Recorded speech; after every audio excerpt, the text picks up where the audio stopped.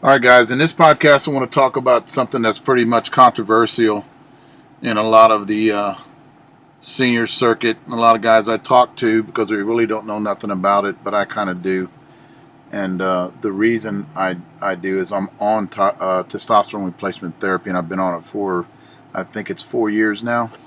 But I want to tell you my experience, and I think, in my opinion, I think it's very good for older men, not necessarily for younger men. I think it's good for women too that have low T levels. And I'm gonna kind of go through this is the only thing I'm going to talk about in this video. It's nothing but testosterone, and I'm going to tell you my symptoms whenever I got on it, and all the bullshit I had to put up with it to get approved by a doctor. And they actually, I was lied to, not lied to. There's a lot of doctors that really don't know shit about testosterone. But in I think it was 2002. I was 42 years old, and I was having trouble uh, losing weight. I was having trouble getting some size on me whenever I would work out. I was tired all the time. I didn't know what was wrong with me. So I went in and my family doctor, and he's an older gentleman, and I asked him to check my testosterone levels.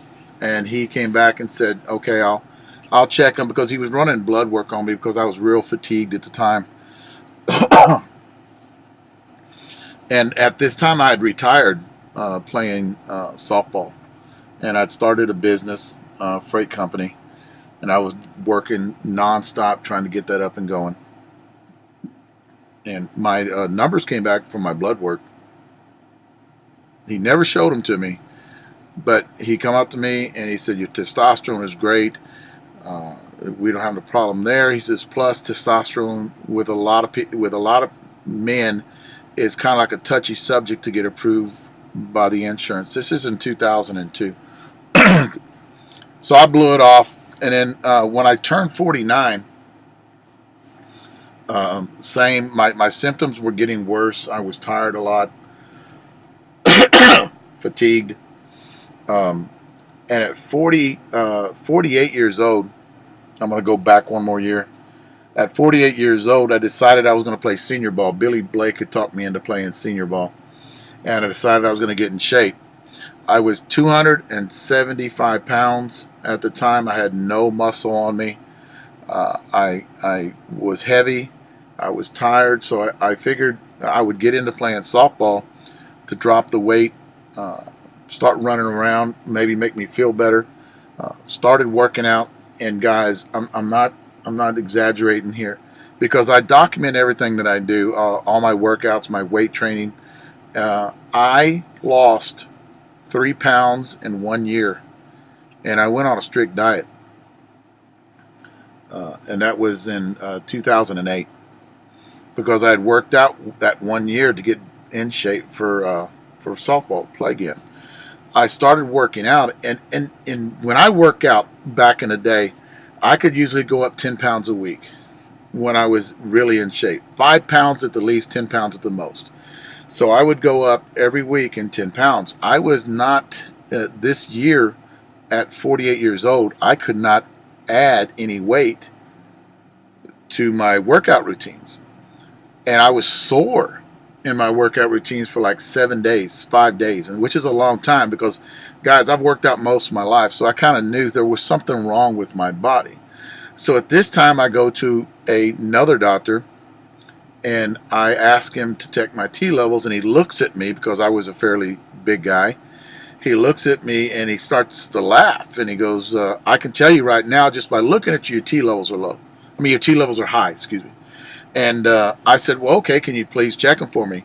Well, he checks them and comes back and tells me, your T levels for your age, which is 49 years old, they look good. And I took him at his word, and I didn't look at the numbers. But then again, I didn't do any research on it. I didn't know what the numbers were for a 49-year-old man, what his testosterone levels were supposed to be. So I blew it off. That's the second doctor. Well, this kept going, guys. The next year I got hurt. I ruptured.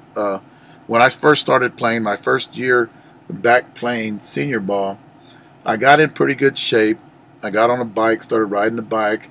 I still did not drop the weight, but I little bit of strength. But I just thought, here's the deal, guys. I just thought it had something to do with aging. That all older men went through this before I started doing research in it. So I started doing research and I started getting on the internet, listened to a bunch of people talk. So I went in the third time and I asked another doctor.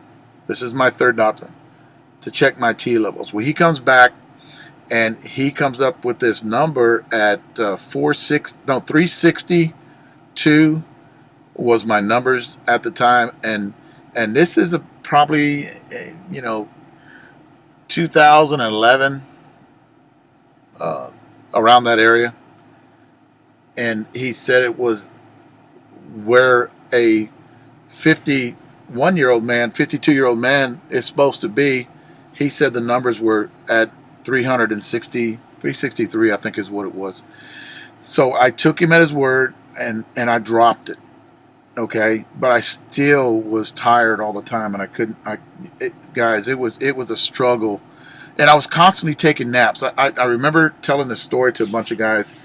My wife is 10 years younger than me. She likes to go shopping on weekends, and back in when we first were married, I would go out with her, go shopping with her. But guys, I could not get up to do this on weekends.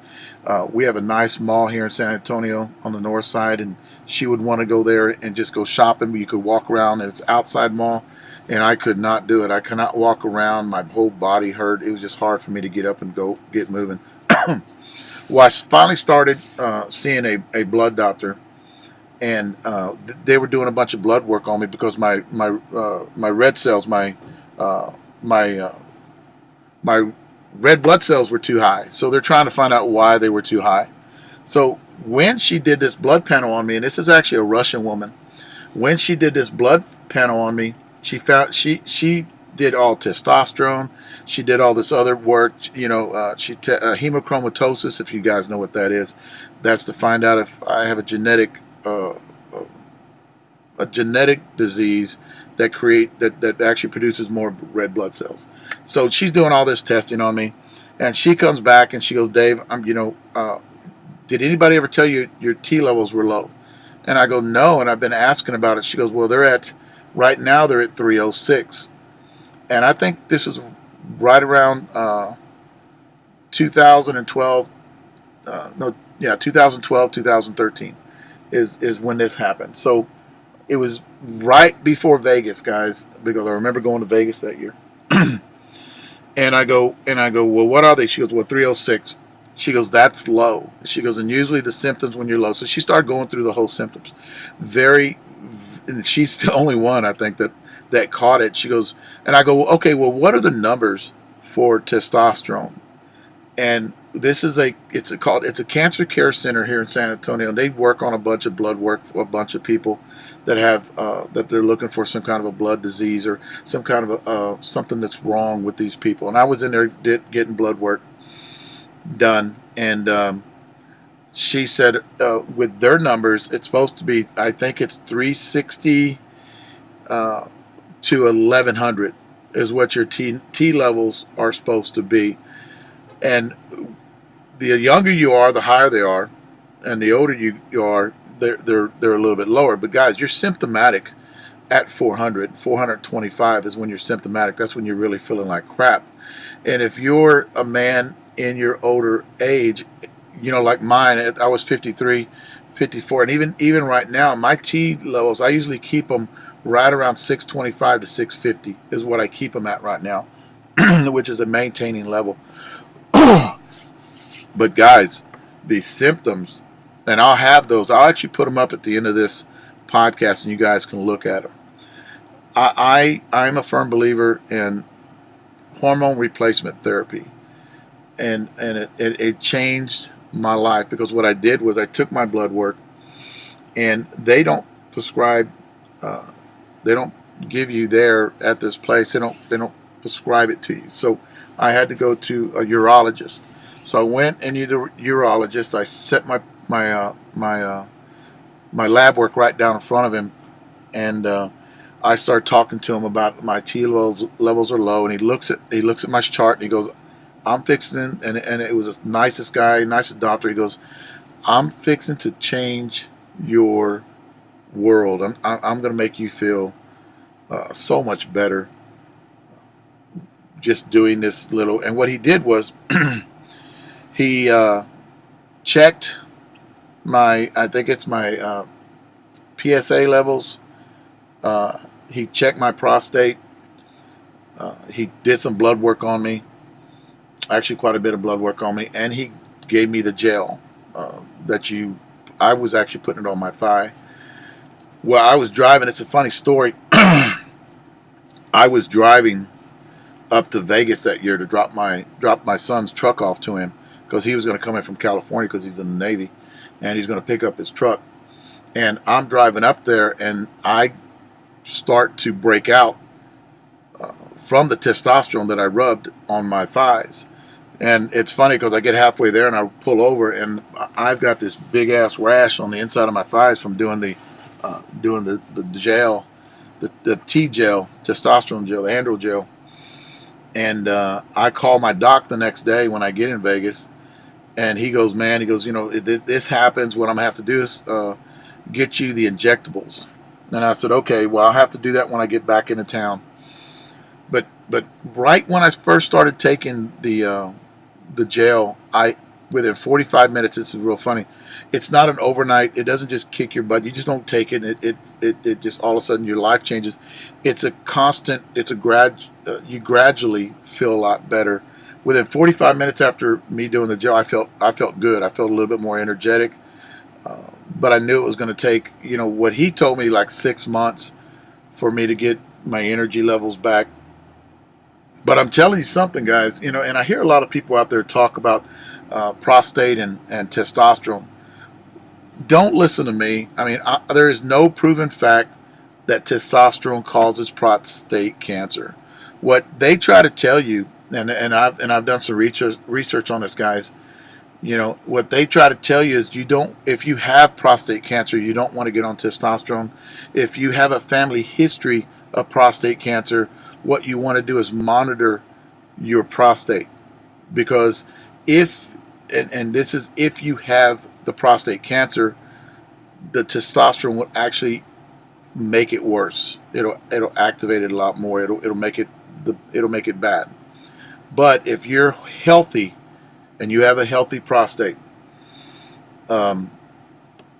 tea is good for you, guys. I'm going to tell you something too, and it's kind of funny. I had an enlarged prostate before the testosterone, because if you're over the age of 40, your prostate starts getting enlarged. If you're over the age of 50, it gets bigger. So it constantly gets bigger. I'm going to tell you what happened to me. I had an enlarged prostate, and I can feel that I had an enlarged prostate, going to the bathroom a lot, stuff like that. But when I started the testosterone, my prostate got better. It wasn't enlarged anymore.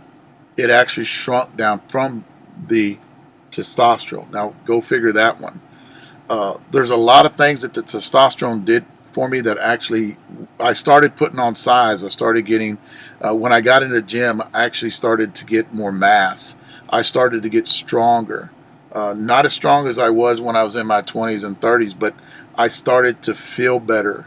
My joints didn't hurt as much anymore. I started to think better. I mean, there's just so much things that, in my opinion, guys, that testosterone does for you that benefits you. I'm not telling you. Here's another thing too. I'm not a doctor. I'm not saying I'm a doctor. I'm just telling a lot of my old senior guys out there, go to your doctor, ask him for the levels of your testosterone. If you don't like, if you still know that there's something wrong with your body, because a lot of you guys know your body, and that's what happened to me. I knew there was something wrong with me. I wasn't the kind of person I was when I was young. I was actually turning into a grumpy old man, And it's kind of funny, when I look at a lot of these guys talk out there, a lot of these seniors talk on these message board. The first thing in my mind, I think, is, I think this guy's T levels are low because he's a total asshole on the damn message board. So it's funny, but guys, don't listen to me. The only thing I want you guys to do is I want you to be aware. There's a bunch of bullshit being said out there about testosterone. I've been on it for 3 years now. I take it like clockwork. There's some things too that I can get into about testosterone. Testosterone cypionate has in other words, you take it, and you take the inject. I inject mine in my thigh. You take it, you inject it. It actually, within the second day, 48 hours, you get this big spike. And then the spike gradually starts going down to like the 10th, 11th day, and then it goes down to where it was when you took the injection. So I take my injection every 10 days.